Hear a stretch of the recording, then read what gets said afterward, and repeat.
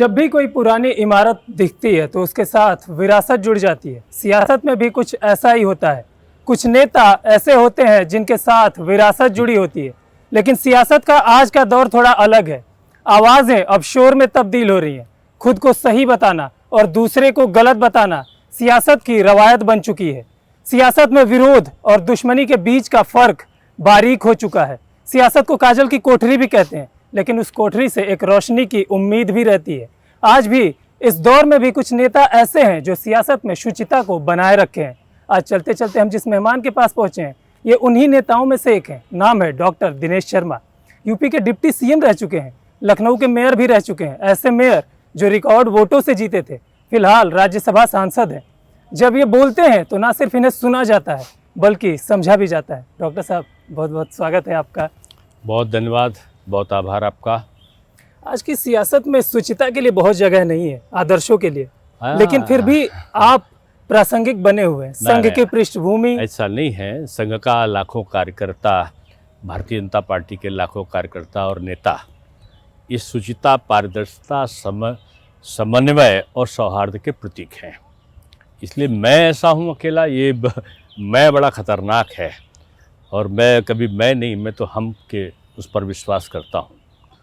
और जो कुछ भी अगर थोड़ा बहुत भी अच्छा सीखा होगा तो माननीय अटल जी हैं, माननीय राजनाथ जी, माननीय कलराज मिश्रा, कल्याण सिंह या संघ के तमाम वरिष्ठ जनों के साथ में रहकर ही कुछ सीखा होगा। और मैं नहीं समझता हूँ कि मैं बहुत योग्यता प्राप्त कर पाया हूँ।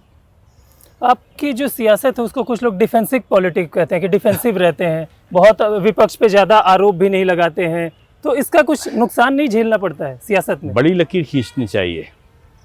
विपक्ष पे आरोप लगाने के बजाय हम उनसे ज़्यादा काम करके दिखाएं तो जनता ज़्यादा हमारे करीब आएगी।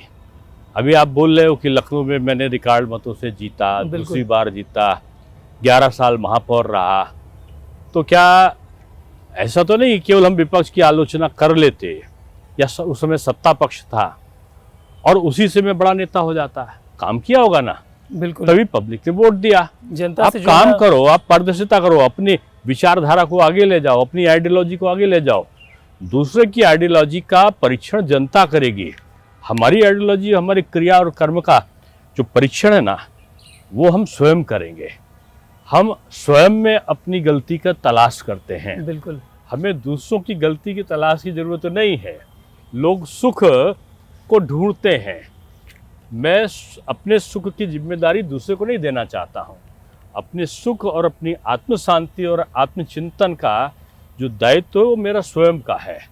इसलिए मैं भूत की चिंता नहीं करता। जो हो चुका था बहुत बड़ा बड़ा हुआ होगा। भविष्य में क्या होगा, मेरा कुछ होगा कि नहीं होगा, ये मेरी चिंता का विषय नहीं है। वर्तमान में जो मेरा है वो अच्छा कैसे बने, और अच्छा भी नहीं, वो दूसरों के काम कैसे आए।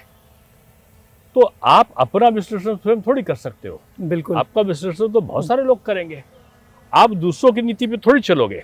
आपको अपनी या तो पार्टी की नीति पे चलना है या आपको कुछ अपने सिद्धांत बनाने होंगे और उन सिद्धांतों के आधार पर आपको काम करना होगा। एक बात मैं आपसे समझना चाहता हूँ, जब 2017 में आपको डिप्टी सीएम बनाया गया तब भी आपके चेहरे पर एक चिर परिचित मुस्कान थी।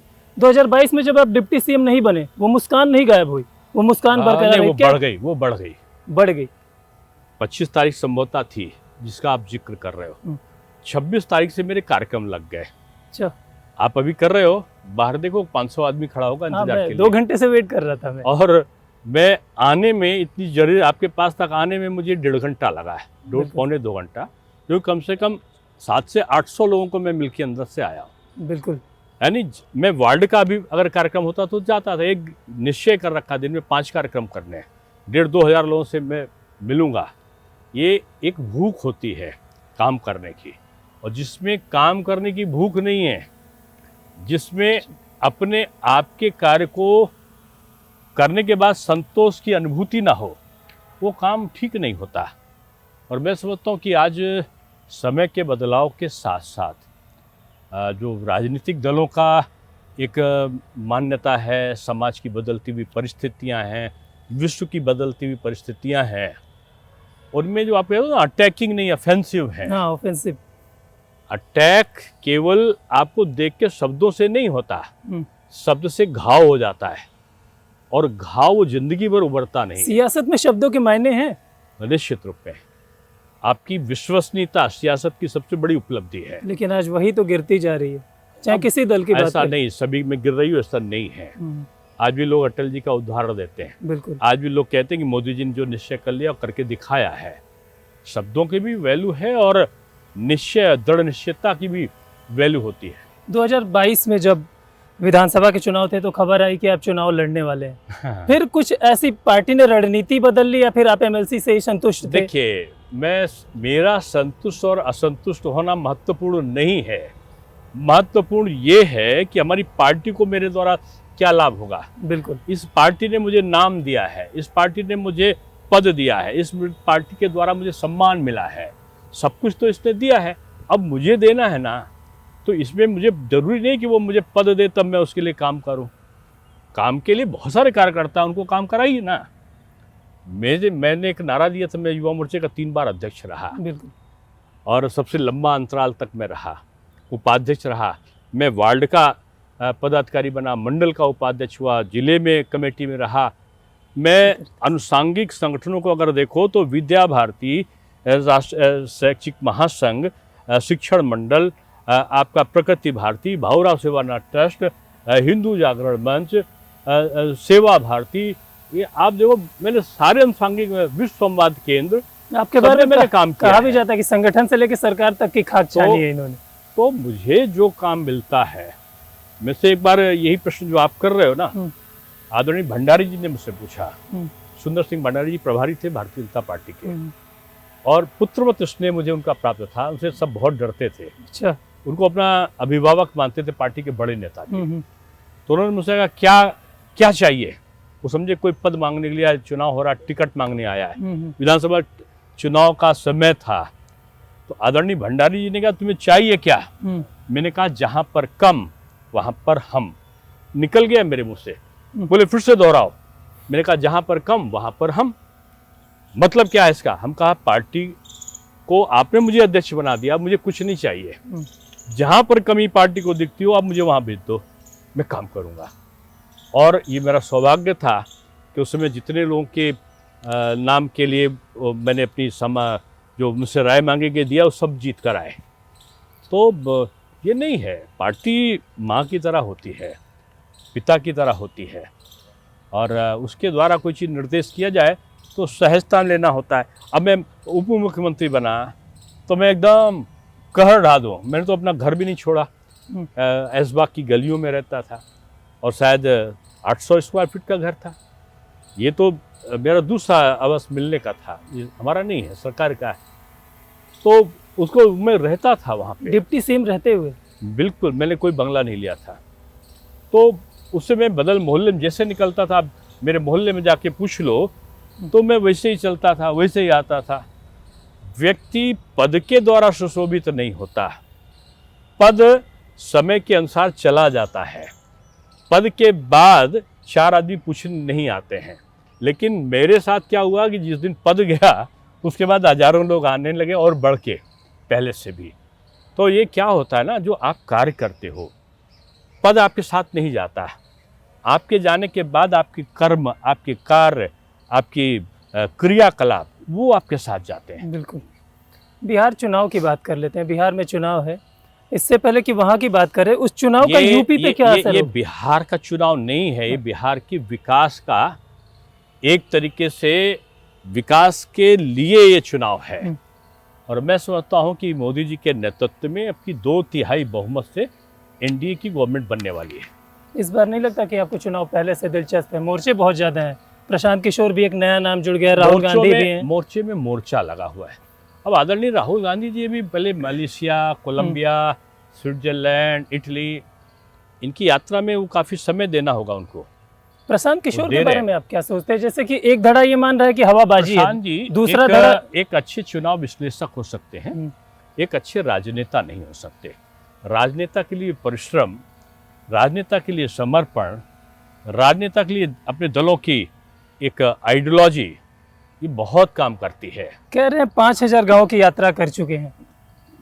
अब यात्रा कर चुके हैं, पिकनिक मना चुके हैं, या अपनी तमाम प्रकार की जो बार्गेनिंग कैपेसिटी है उसको बढ़ाने के लिए गए हैं। छोटा बच्चा भी जानता है कि प्रशांत जी सरकार बनाने वाले नहीं है। 2-3 सीट अगर जीत जाए तो वही भी उपलब्धि होगी, ये हर आदमी जानता है। वो चाहते हैं कि 5-7-10 सीटें ऐसी आ जाएं जिससे वो सरकार को बार्गेन कर सके। ठीक बात है। मैं नहीं समझता कि जनता बिहार की बहुत समझदार है। जो भी वोट वो पाएंगे प्रशांत किशोर जी, आपको क्या लगता है किसका नुकसान होगा, किसको काटेंगे? बीजेपी का नहीं होगा, बस इतना मैं बता दूं। ये निश्चिंत है आप लोग। बीजेपी का वोट तो अंगद के पांव की तरह अडिग होता है।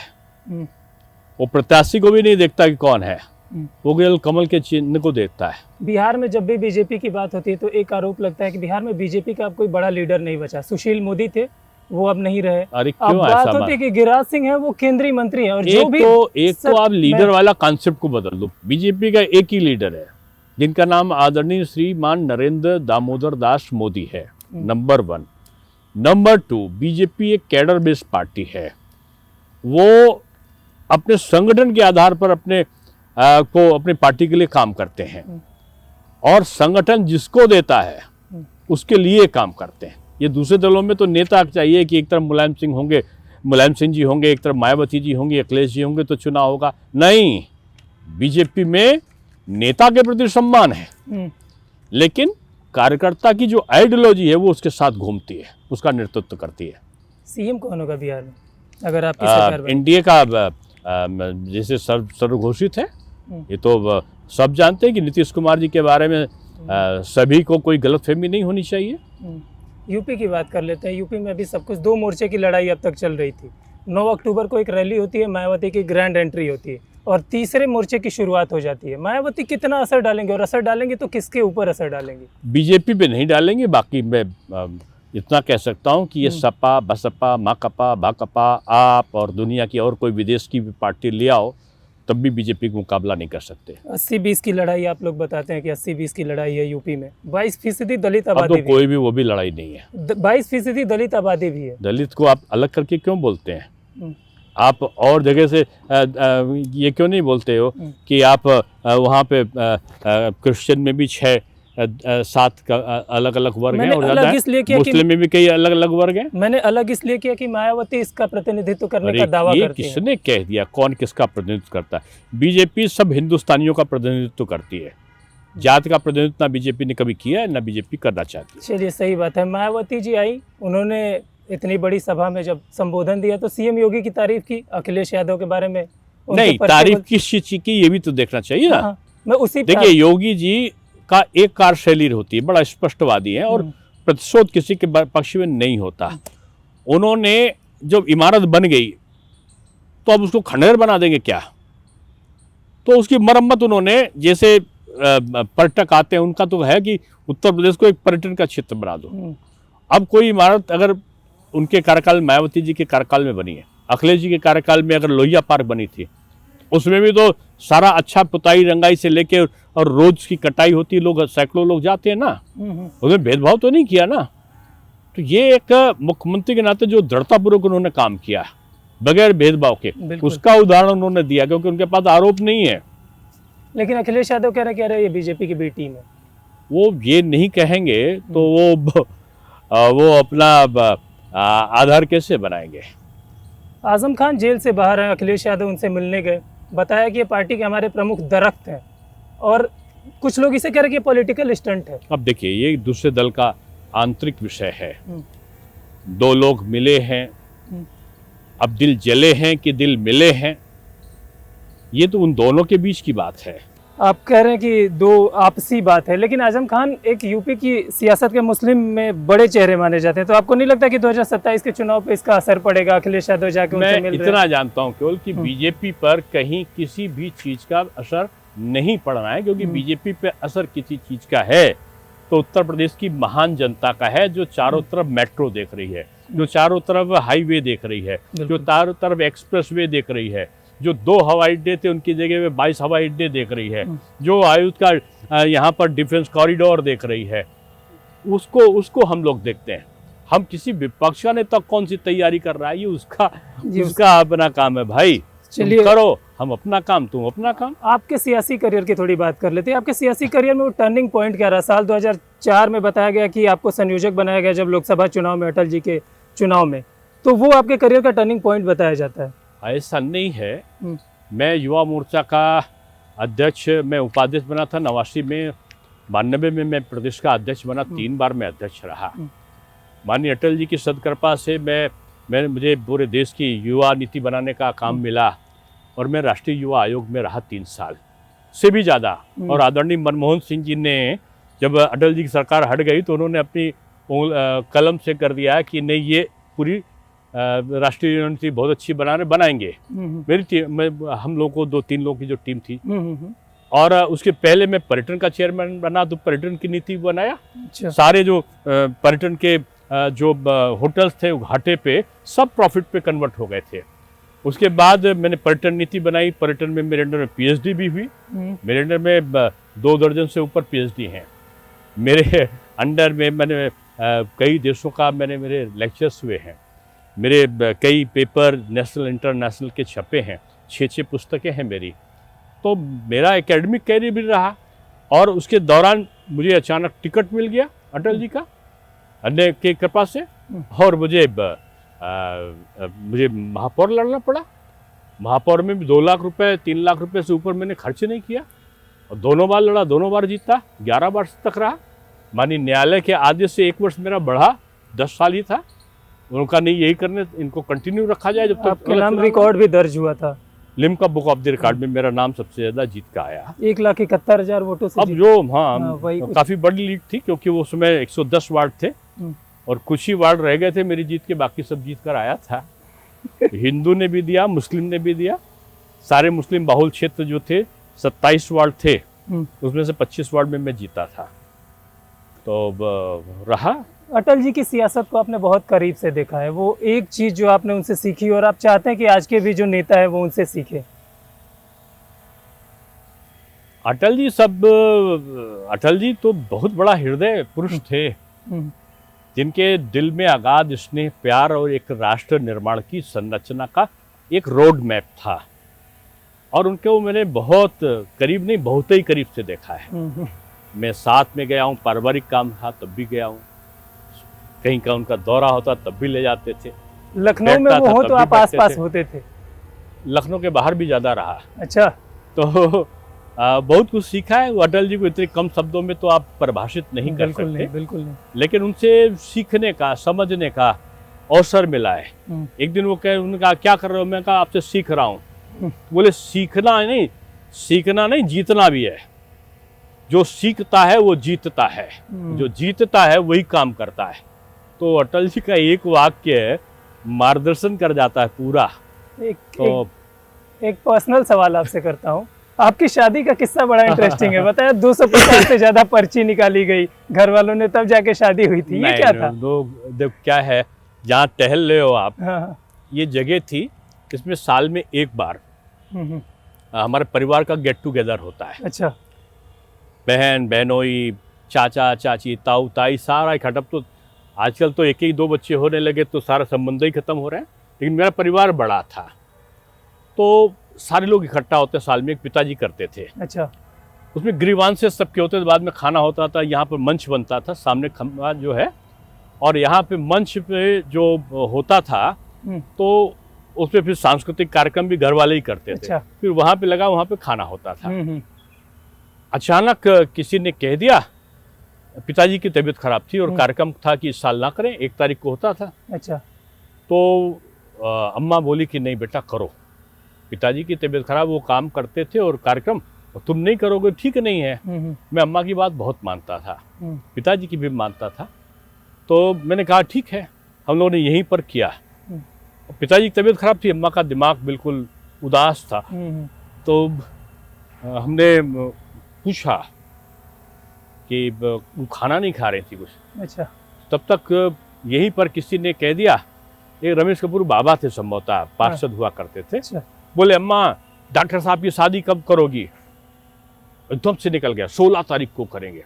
1 तारीख और 16 तारीख को करेंगे, किसी प्लानिंग के? कोई नहीं।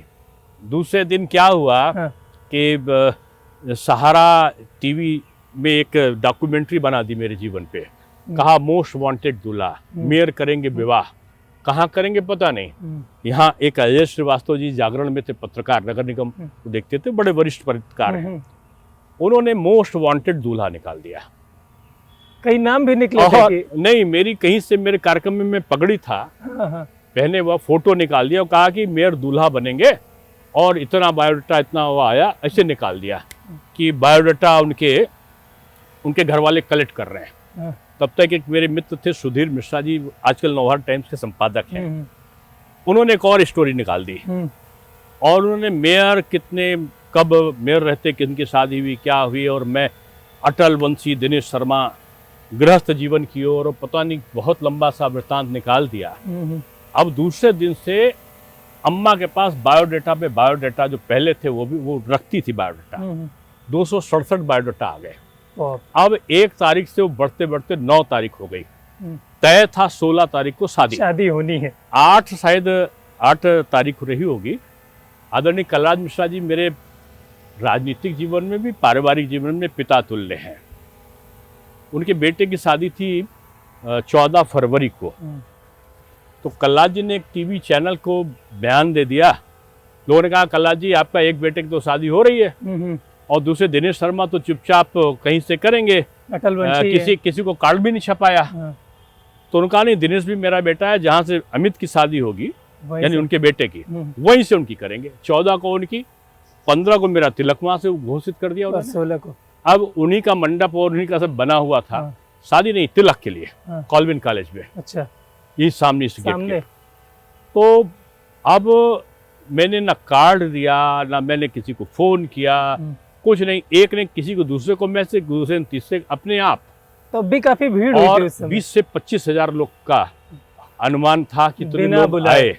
पूज्य शंकराचार्य जी थे, तो जामा मस्जिद से भी लोग आए थे, तो नदवा कॉलेज से भी आए थे। तो आदरणीय मुलायम सिंह जी 6 बजे से ही आ गए, तो रात को 11 साढ़े 11 तक रहे। माननीय कल्याण सिंह जी भी 7 बजे आए, तो रात को 12 बजे गए। कलराज मिश्रा जी तो अभिभावक ही थे। आदरणीय राजनाथ जी से लेके कांग्रेस, सपा, बसपा, मायावती जी तो बाहर से ही, थोड़ा मुलायम सिंह जी बैठे थे, कुछ रहा होगा, उनके दल से भी तमाम लोग थे और कई गवर्नर्स थे। निमंत्रण किसी को नहीं, लेकिन लोग स्वतः से आए और बहुत सारे लोग, बड़े सारे न्यायमूर्तिगण आए। एक न्यायमूर्ति तो राजस्थान से आए और आके अपना परिचय दिया। मेरे तिलक था, बोले साहब मैं फलाना हूँ, पहले यहीं पे था, आजकल राजस्थान में हूँ। मेरा पोता जिद कर रहा था कि मेरे साहब की शादी देखना है। तो ईश्वर जहाँ तय करता है लिखा हुआ, मैंने पत्नी को देखा भी नहीं था। अच्छा, बहुत पहले इनका रिश्ता आया था, तब मैंने एक बार इनको देखा। वो रिजेक्ट हो चुका था उस समय? रिजेक्ट नहीं था, कि मुझे शादी नहीं करनी। तो मेरे पिताजी ने कहा भाई मेरा लड़का तो अटल वंशी है, 4-5 साल पहले, तो शादी नहीं करेगा। कैसे प्रिपेयर कर लिया तुरंत कि नहीं, अब भाई माँ ने कह दिया तो करना है। कह दिया तो माँ और पिता अगर कोई कहें, इस पृथ्वी के वो भगवान होते हैं और उस भगवान की आज्ञा का, अवज्ञा का उल्लंघन नहीं हुआ करता। और उनका हमसे प्रॉमिस था कि हम कभी नहीं कहेंगे। अगर पिताजी की तबीयत नहीं खराब होती शायद तो मैंने शायद कहा भी नहीं। मैं जमीन पे सोता था, ये आप देखो तो जमीन है, बिस्तर भी नहीं होता था, केवल जमीन पे। जाड़ा, गर्मी, बरसात सब, बहुत जाड़ा आता था तो लकड़ी के तख्त पे सोता था। पूरे सुबह 4 बजे उठना, योग करना, पूजा पाठ करना, उसके बाद जनता के लिए निकल पड़ना। पूजा तो अभी आप काफी देर तक करते हैं? दो पूजा देर से नहीं होती, दिल से होती है। तो उसका बखान नहीं होता, उसका एहसास होता है। तो फिर वो पर्ची लुटाई गई। ये हुआ कि जो शादी होगी तो जन्म पत्र 30 साल से ऊपर के मिलाया नहीं जाता। मैं 40 क्रॉस कर चुका था, तो ये पर्ची 267 में से 6 पर्ची छाटी गई। एक IAS थी, एक पॉलिटिकल सांसद और मेयर दोनों रह चुके थे, एक डॉक्टर थी, एक IPS थी, एक जज थी, और एक जहाँ मेरी शादी हुई वो अध्यापन का काम करती थी। IIM अहमदाबाद में थी वो, और पहले उन्होंने उस समय वहाँ भी पढ़ाया, उसके पहले वहाँ JNLU में उनका अध्यापन कार्य था। तो उनका भी जिनसे पहले हो चुका था। पर्ची लुटाई गई तो अम्मा ने वहीं उठाई जहाँ मेरी शादी हुई। फिर पिताजी से उठाने कहा गया तो अनकॉन्शियस थे, लेकिन उनका हाथ जहाँ पड़ा तो वो भी वही निकला। अब कोई एक बड़े वरिष्ठ पॉलिटिकल लीडर थी, उन्होंने मुझसे कह रखा था कि दिनेश जब शादी करना तो मैं जहाँ कह रहा हूँ बहुत अच्छी जगह उन्होंने बताया था। तो मेरा था जब शादी कर रहे हैं तो उनके ऊपर भी विचार हो जाए। लेकिन पर्ची आई नहीं, तो घर के 15 लोगों ने फिर से पर्ची उठाई। हमारे चाचा चाची, हमारे भाई बहन भौजाई, जीजा, ऐसे मिला के 15 लोग हुए। 15 में से 13 लोगों ने यही पर्ची उठाई और 2 लोगों ने अलग अलग उठाई। जहाँ चाहते थे होना का मतलब बात चल रही थी वहाँ किसी ने नहीं उठाया। फिर इनके घर पे जहाँ शादी हुई इनको फ़ोन किया गया तो पता लगा इनके भाई की शादी है। इनसे पूछा गया कि आप आ सकते हो, 15 तारीख को तिलक और 16 तारीख को शादी, 9 तारीख को कहा जा रहा है। बेचारे घबराए रहे, शादी का कपड़ा भी नहीं सिला था। तो आए, मेरा तो सिलाई शेरवानी आ गई। मेरे एक मित्र ले आए ज़बरदस्ती। वो रविंदर सिंह और देवेंद्र सिंह मेरे साथ पढ़ते थे मोहन मार्केट गड़बड़ झाला पे। तो वो ले आए, मैं तो पहन लिया, लेकिन उनके लिए तो शादी का जोड़ा भी तैयार नहीं था। तो भगवान लिख कर भेजता है ना। और पर्ची माता पिता के अनुसार उठाई तो असर क्या पड़ा मेरे ऊपर कि वो भी अध्यापक, वे भी अध्यापक, वो भी राजस्थान का जो मूल है उनका भी वही मारवाड़ी और मेरा भी वही, और उनके भी खाटू श्याम जी इष्टदेव, मेरे भी इष्टदेव। यानी आदत भी मिलती, प्रोफेशन भी मिलता, और आज मैं सबसे सुखी दाम्पत्य जीवन अपने आप को मानता हूँ। एक आखिरी सवाल कर लेते हैं चलते चलते। सियासत में निगोशिएशन के बड़े मायने होते हैं, लेकिन आपके मामले में एकदम बिल्कुल अलग है। आप कहते हैं जो भी मुझे सियासत में मिला वो उसके लिए मुझे किसी के सामने हाथ नहीं फैलाना पड़ा। अब मुझे बुला के दिया गया। लगता है सियासत में निगोशिएशन नहीं, एसोसिएशन होना चाहिए। लोगों को मिला के और एक दूसरे के प्रति समर्पित भाव से काम करना चाहिए जो राष्ट्र हित में हो। अगर मैं पॉलिटिकल पार्टी से संबद्ध हूँ तो अपनी पार्टी का जो हित रक्षण हो सकता है वो मुझे करना चाहिए। यही चीज़ आपको सबसे अलग भी बनाती है।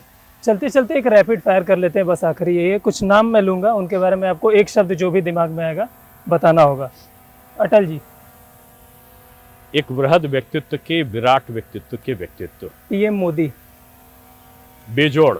सीएम योगी। अद्भुत। Akhilesh Yadav.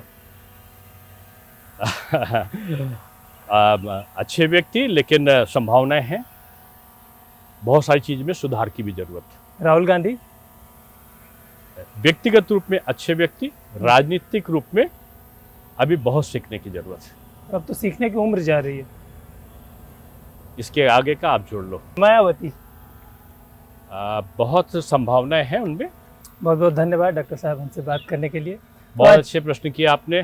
Thank you sir. और मैं थका हुआ आया था और बिल्कुल प्रसन्न चित्त होकर जा रहा हूँ। बहुत बहुत धन्यवाद सर आपका। तो चलते चलते में आज हमारे साथ जो मेहमान थे वो यूपी की सियासत की एक बड़ी शख्सियत है।